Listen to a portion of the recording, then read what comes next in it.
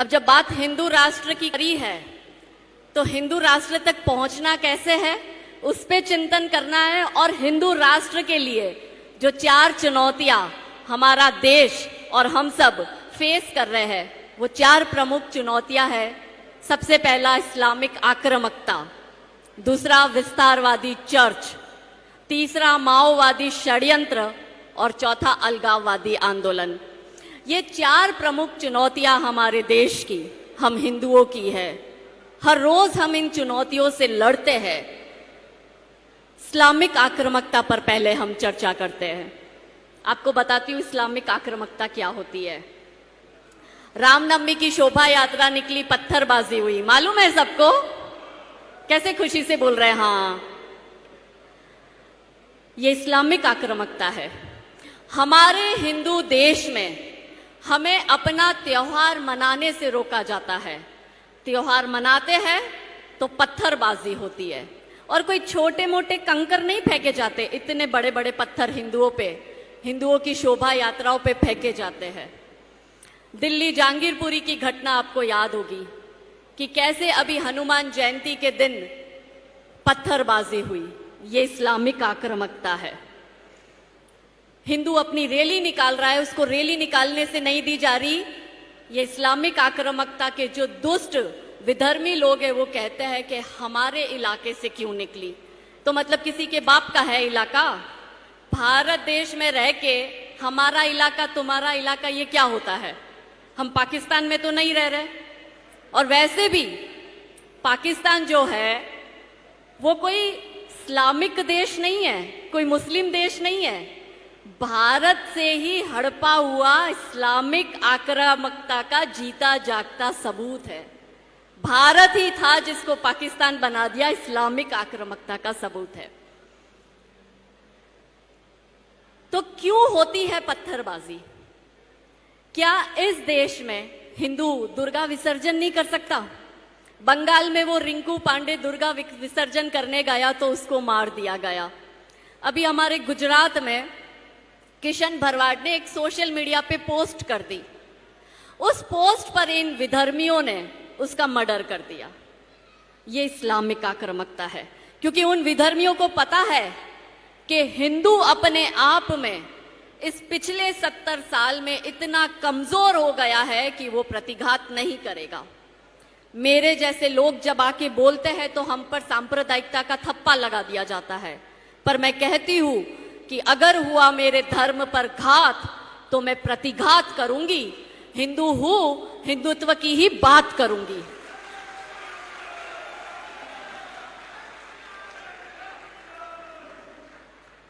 Love जिहाद Islamic आक्रामकता है।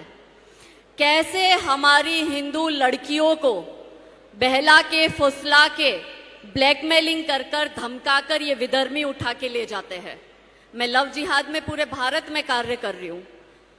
भाई ने अभी बताया कि बहुत अच्छी प्रवक्ता है। मैं कहती हूँ कि बड़े बड़े मंच से हाथ में माइक लेके बड़ी बड़ी बातें करना और बड़ा बड़ा भाषण तो कोई भी कर सकता है।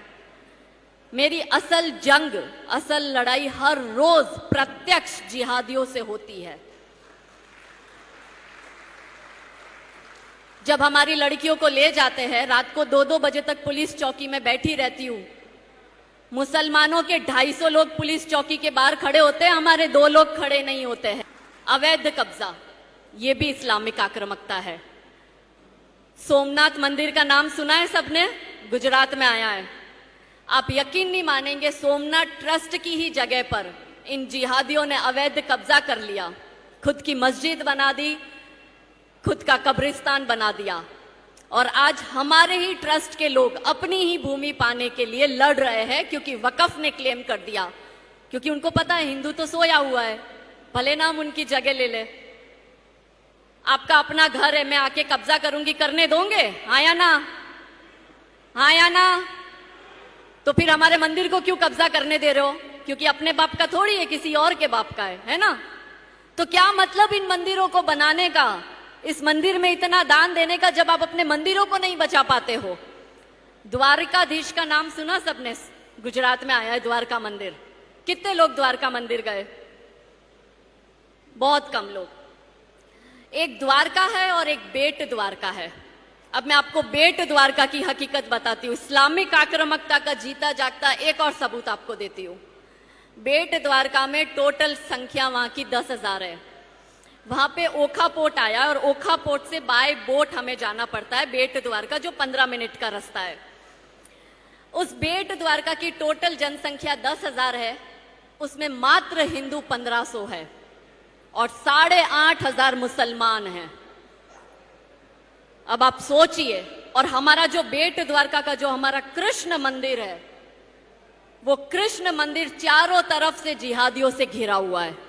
अब इससे भी शॉकिंग बात सुनिए कि 85% मुसलमानों में से 70 से 75% मुसलमानों के मकान, दुकान, घर, जमीन सब अवैध कब्जा करी हुई है। अब सबसे बड़ा प्रश्न ये आता है कि इनको बिजली का कनेक्शन किसने दिया, इनको पानी का कनेक्शन किसने दिया। हमको पानी का और बिजली का कनेक्शन चाहिए तो कागज दिखाने पड़ते हैं ना, हमारे तो राम जी ने भी कागज दिखाए तब जाके तो अयोध्या में मंदिर बन रहा है। ये बिना कागज दिखाए इनको बिजली और पानी का कनेक्शन मिलता है कैसे? क्योंकि कुछ सरकारी अधिकारी जो आज के औरंगजेब और मोहम्मद गौरी बने बैठे हैं, वो खुद लिखकर इनको हमारी जगह दे रहे हैं और हम हिंदू सोए हुए हैं। क्या कभी किसी ने इन अधिकारियों से प्रश्न किया? ये जंग हम तब जीतेंगे जब महिलाओं की निष्क्रियता सक्रियता में बदलेगी। तो coming back to the point, Dwarkadhish मंदिर में 1500 हिंदू रह गए, उसमें भी जो 1500 हिंदू है वो सीनियर सिटीजन है और हिंदू के यंग बच्चे वो गांव छोड़ छोड़ के जा रहे हैं, क्योंकि वहां पे जो हमारे हिंदू है वो द्वारका तो जाते हैं, बेट द्वारका नहीं जाते। वहां टूरिज्म नहीं है, कोई हिंदू संस्था नहीं है, कोई बड़े हिंदू मंदिर नहीं है। और यकीन मानिए आने वाले 5-10 साल में बेट द्वारका जो है बेट शरीफ बनेगा, क्योंकि इंटरनेशनल मुस्लिम एसोसिएशन को वहां की मुस्लिम कम्युनिटी ने लिख के दे दिया है कि इसको बेट शरीफ का दर्जा दो। बस हम हिंदू जैसी कृष्ण तक बोलने में सीमित है, या हम नए नए मंदिर तो बनाएंगे पर जो मेन कृष्ण भूमि है हम उसको नहीं बचा पा रहे हैं। एक हमारे अहमदाबाद में मंदिर आया, जगन्नाथ का मंदिर, बहुत पुराना मंदिर है। वहां की जगह पर इन जिहादियों ने कब्जा कर लिया, उसका केस भी कोर्ट में चल रहा है। आप इनकी मॉडेस्ट ऑपरेंडी देखिए कि हर मंदिर के आसपास ये जिहादी अवैध कब्जा करते हैं और हम कब्जा होने भी दे रहे हैं। हम ये सोचते कि हमें क्या, हमारे बाप का थोड़ी है। और जब मेरे जैसे लोग लड़ने जाते हैं तो हमें धमकी देते हैं। मुरली जी, एक मंदिर आया है मोरबी में, अगर आप गूगल करेंगे तो बहुत हेरिटेज पैलेस है, मणि मंदिर मोरबी। इतना विशाल के जैसे संजय लीला भंसाली की पिक्चरों में कैसे बड़े बड़े विशाल महल और मंदिर दिखते हैं, वैसे उस पे अवैध दरगाह, एक छोटी सी मजार बनती बनती 3 माल की दरगाह बन गई, 3 माले की। 2.5 साल से उसके लिए मैं संघर्ष कर रही हूं और मुझे जिहादियों की धमकियां इतनी मिली है कि मैं यहाँ पे तो बिना बॉडीगार्ड के आई हूँ। गुजरात में मुझे 4 बॉडीगार्ड के साथ ही घूमना पड़ता है, कहीं भी जाती हूँ 4 बॉडीगार्ड साथ में होते हैं। ये धमकी देते हैं क्योंकि मैंने अवैध दरगाह के खिलाफ आवाज उठाई। वो अवैध कब्जा कर रहे हैं तो वो सेक्युलर हो गए। मैं उसको सेक्युलरिज्म नहीं कहूंगी, मैं उसको नेहरूवादी सेक्युलरिज्म कहती हूं। और मेरे जैसे लोग जो आवाज उठाते हैं तो धमकी देते हैं कि तेरे चेहरे पे एसिड फेंक देंगे, तेरे पति का मॉब लिंच कर देंगे, तेरे बच्चे जिस स्कूल बस में जाते हैं उसमें बॉम्ब ब्लास्ट कर देंगे। मेरे 2 बेटे हैं और एक गर्ल चाइल्ड मैंने अडॉप्ट करी है, 15 साल की है वो। तो कहते हैं तेरी बेटी को घर से बाहर मत निकालना वरना मुसलमान उसका गैंग रेप करेंगे। ये सारी धमकियां मिलने के बावजूद हर रोज लड़ती हूं। और वो इसलिए, और जब ये लड़ाई हो रही थी और इतनी धमकियां मिल रही थी, तब समाज के 4 लोग खड़े नहीं हुए। मेरे साथ सिर्फ संघ खड़ा था, मेरे साथ विश्व हिंदू परिषद खड़ा था, मेरे साथ हिंदू जागरण मंच खड़ा था, पर समाज के 4 लोग खड़े नहीं हुए, डरते, क्योंकि सबको छत्रपति शिवाजी महाराज तो चाहिए, पर अपने घर नहीं, पड़ोसी के घर चाहिए। पिछले 21 साल में जो जिहादियों ने अवैध कब्जा किया, उस पे लैंड ग्रैबिंग भी दाखिल करवाया। और ईद के बाद में वो मंदिर के पास अवैध दरगाह बनी है, उसको ध्वस्त करवा के भी दिखाऊंगी। वो मैंने ठानी है और वो होके रहेगा। इसी तरह से हर एक हिंदू जब एक एक मुद्दा पकड़े, हर एक हिंदू संगठन एक एक मुद्दा पकड़े और उस मुद्दे को जब तक वो खत्म नहीं होता आप उसके पीछे लग जाओ, चाहे कुछ हो जाए, चाहे कितनी मुसीबतें आए। जब मैं कर सकती हूँ, ना मैं किसी पॉलिटिकल पार्टी से जुड़ी हूँ, ना मैं किसी संगठन से जुड़ी हूँ, ना मैं कोई एनजीओ चलाती हूँ, ना कोई ट्रस्ट चलाती हूँ, कुछ नहीं है। तो जब मेरे जैसी साधारण व्यक्ति अगर एक मुद्दा पकड़कर इसमें जीत हासिल कर सकती है, तो फिर आपके सबके पास में तो इतने पावर है, क्या आप नहीं जीत हासिल कर सकते? इस्लामिक आक्रामकता के बाद अब दूसरा सबसे एक मैं विस्तारवादी चर्च के बारे में बात करूंगी। हमने राजू जी के साथ आदिलाबाद में कार्यक्रम किया था। वहां पे दोनों तरफ से प्रॉब्लम है कि आदिवासियों के धर्मांतरण तो हो ही रहे हैं, साथ में इस्लामिक धर्मांतरण भी हो रहे हैं। एक मीठी बोली से धर्मांतरण करवा रहा है, एक बंदूक की गोली से धर्मांतरण करवा रहा है। ये क्यों हो रहा है? ये इसलिए हो रहा है क्योंकि हिंदू नाती जाति में बताए आदिवासी का धर्मांतरण हो रहा है, तो हमें क्या लेना देना? कब हिंदू एक होगा कि हमारा आदिवासी भाई, हमारा दलित, वंचित, पिछड़ा, शोषित भाई को अगर ईसाई धर्मांतरण करवा रहे हैं, तो क्या हमारा दायित्व नहीं है कि हम हमारे भाइयों को वो सारी मदद पहुंचाए कि उनका धर्मांतरण ना हो? ये भी चिंता करने का विषय है। तीसरी हमारे देश की प्रॉब्लम है इस्लामिक आक्रामकता, विस्तारवादी चर्च के बाद तीसरी और सबसे प्रमुख प्रॉब्लम है माओवादी षड्यंत्र। माओवादी षड्यंत्र कैसे कार्य करता है?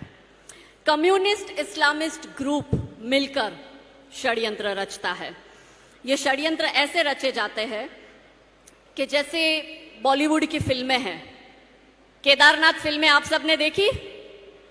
केदारनाथ फिल्म देखी? एक हिंदू की पंडित की बेटी को एक मुस्लिम खच्चर चलाने वाले से केदारनाथ की यात्रा के वक्त प्यार हो जाता है। इन बॉलीवुड वालों की स्टोरी देखो। अब आप मुझे बताओ कि क्या हिंदू की लड़कियां जब 4 धाम की यात्रा पे जाती है, या केदारनाथ की यात्रा पे जाती है, या वैष्णो देवी की यात्रा पे जाती है, क्या हम किसी खच्चर चलाने वाले से प्यार करेंगे? किस तरह से सॉफ्ट पावर काम करता है? ये माओवादी षड्यंत्र है। आपने तूफान पिक्चर देखा होगा कि कैसे एक पढ़ी लिखी डॉक्टर लड़की को किस तरह से एक सड़क छाप लोफर मुस्लिम लड़के से प्यार हो जाता है, और फिर एक्सट्रीमिस्ट दिखाते हैं हिंदू परिवार को। इसी वजह से आज देश में लव जिहाद इतना बढ़ रहा है। लव जिहाद के किस्से इतने बढ़ रहे हैं। 4-5 राज्यों में लव जिहाद का कानून भी आ गया है। गुजरात में भी लव जिहाद का कानून आ गया था, किंतु लव जिहाद की कलम 3, 4, 5 और 6 पर हाई कोर्ट ने स्टे लगाया। तो गुजरात गवर्नमेंट जो है वो अब सुप्रीम कोर्ट में हाई कोर्ट के अगेंस्ट अपील करने गई है। पर ऐसे 5-6 राज्यों में लव जिहाद के ऊपर कायदे बने हैं। हमारी लड़कियों को बॉलीवुड की फिल्में दिखा के सैफ अली खान, करीना कपूर, सलमान खान, शाहरुख खान, आमिर खान दिखाकर हमारी लड़कियों को फंसा के ले जाते हैं। हर एक इनकी बॉलीवुड की स्टोरी में देखना कि जो लड़की है वो हिंदू, स्वर्ण हिंदू समाज से होगी, हिंदू में भी स्वर्ण समाज की, और जो लड़का है वो सड़क छाप मुस्लिम होगा, और दिखाएंगे कि लड़की उस लड़के के पीछे पागल है। मैं इनसे कहती हूं कि एक स्टोरी चलो मैं देती हूं, पर बॉलीवुड वाला बनाएगा नहीं।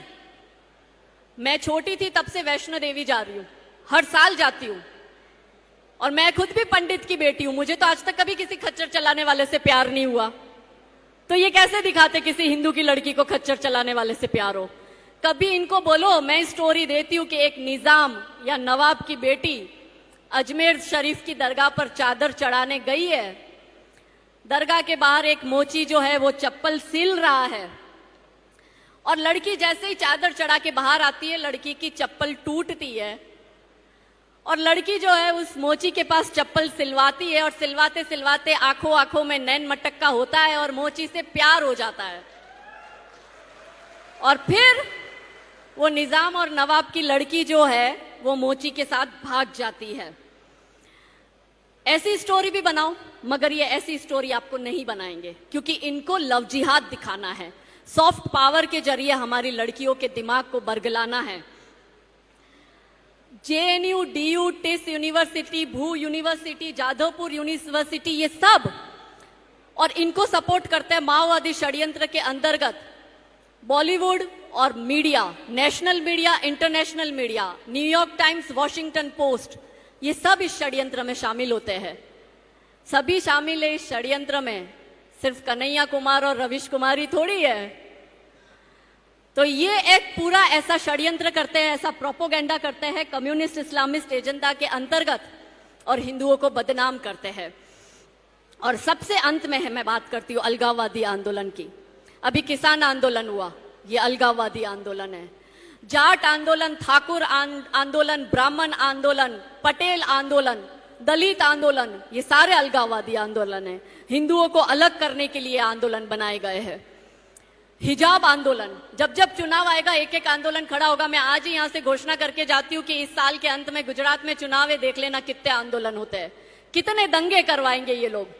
ये सब अलगाववादी आंदोलन, और वो इसलिए करते हैं क्योंकि देश जो है, भारत जो है, नरेंद्र भाई मोदी जी के नेतृत्व में देश विदेश में नाम रोशन कर रहा है। भारत की ख्याति बढ़ रही है, भारत की इकोनॉमी बढ़ रही है, भारत विश्व गुरु बनने की राह पे चल रहा है।